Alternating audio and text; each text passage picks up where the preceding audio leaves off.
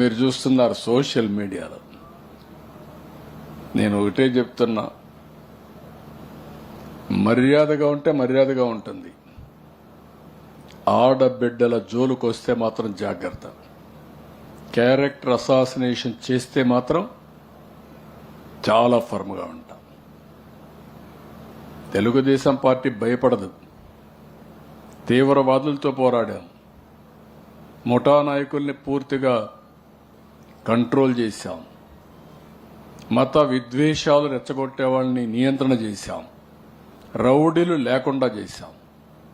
ఇప్పుడు రౌడీలు, నేరస్తులు రాజకీయ ముసుగేసుకున్నారు. ముసుగు కూడా తీస్తాం. రౌడీలను రౌడీలుగానే చూస్తాం. నేరస్తులను నేరస్తులుగానే చూస్తాం. No question of compromise. ఒకరిద్దరు పోలీస్ ఆఫీసర్లు ఎక్కడా కానీ తప్పు చేసినా లేకుంటే లాలో చేపడితే మాత్రం అదే లాస్ట్ డే. వాళ్ళకు కూడా చాలా ఫర్మ్గా ఉంటాం. లా అండ్ ఆర్డర్ మెయింటైన్ చేస్తేనే రాష్ట్రానికి పెట్టుబడులు వస్తాయి. లా అండ్ ఆర్డర్ మెయింటైన్ చెప్తే ఎవరు పెట్టుబడులు పెట్టరు. ఈ రాష్ట్రానికి టూరిజం ప్రమోట్ చేయాలంటే ఒక ప్రశాంతమైన వాతావరణం ఉంటే వస్తాయి. టూరిజం ప్రమోట్ అయితే, అభివృద్ధి జరిగితే, ఇండస్ట్రీ వస్తే ఉద్యోగాలు వస్తాయి. మీకోసం ఉద్యోగాలు త్యాగ చేయడానికి మేము సిద్ధంగా లేము. ఇంకా పేదరికాన్ని పెంచడానికి సిద్ధంగా లేము. ఈ విషయం కూడా వీళ్ళు గుర్తుపెట్టుకోవాల్సిన అవసరం ఉంది. మీకు మీ కుటుంబ సభ్యులపైన కూడా గౌరవం లేకపోవచ్చు, కానీ మాకు గౌరవం ఉంది. మీ తల్లైనా చెల్లెలైనా మీకు గౌరవం లేకపోవచ్చు. నేను ఒకటే చెప్తున్నా, ఏ ఆడబిడ్డ అయినా సరే, ఇన్క్లూడింగ్ వైఎస్ఆర్ కాంగ్రెస్ నాయకుల యొక్క భార్యలకు, కూతుర్లపైన పెట్టిన వదిలిపెట్టను. I'm very clear. సభ్యత, సంస్కారాన్ని వదిలిపెట్టద్దండి. మనుషులు మనుషులుగా ఉండండి, మృగాలుగా తయారు కావద్దండి. మృగాలుగా ఉంటే మృగాలను ఏ విధంగా ట్రీట్ చేయాలో అదే విధంగా ట్రీట్ చేస్తాం. మనుషులుగా ఉంటే మనుషులుగా ట్రీట్ చేస్తాం. ఇది ప్రజాస్వామ్యం. రాళ్ల యుగం కాదు, రాతి యుగం కాదు. ఆ విషయం వీళ్ళందరూ గుర్తుపెట్టుకోవాల్సిన అవసరం ఉంది. ఏదో వీళ్ళకి తెలివైనట్టు ఇన్ఫర్మేషన్ టెక్నాలజీ ప్రమోట్ చేసింది నేను. నా దగ్గర మీ కథలేంటి నాకు అర్థం కాలేదు. మీకోసం ప్రమోట్ చేయాల ఇన్ఫర్మేషన్ టెక్నాలజీని. సోషల్ మీడియా వచ్చింది తర్వాత.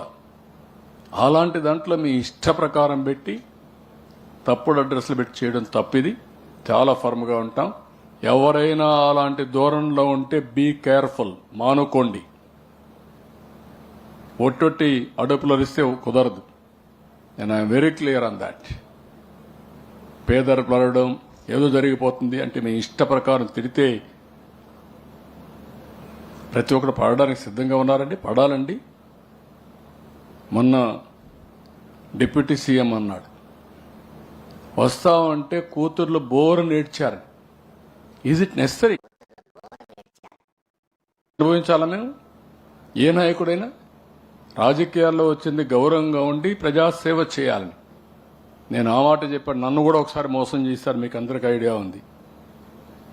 నేను ముఖ్యమంత్రిగా ఉన్నప్పుడు ఎలక్షన్ సీజన్లో బాబాయిని చంపి గుండెపోటు అంటే నేను కూడా నమ్మా, నిజమేనేమో అని.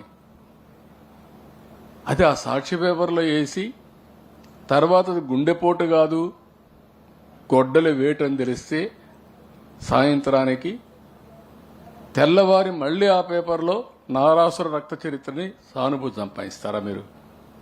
నేను ఆ రోజు లోపలేసుంటే ఏమైంది అందరినీ? అదే నేను చేసిన తప్పు. అది నా మంచితనం. ఆ మంచితనాన్ని దుర్వినియోగం చేయాలనుకుంటున్నారు. కబద్దార్, జాగ్రత్తగా ఉండండి. ఎవరిని వదిలిపెట్టాం. తప్పును తప్పుగా చూస్తాం. తప్పు చేసిన వాళ్ళు మాత్రం శిక్షించి తీరుతాం, పనిష్ చేసి తీరుతాం. ఎవడైనా ఈ రాష్ట్రంలో తమాషా అనుకుంటే మాత్రం నో తమాషా. అలాంటి గుర్తుపెట్టుకోమని హెచ్చరిస్తాను. ఓకే?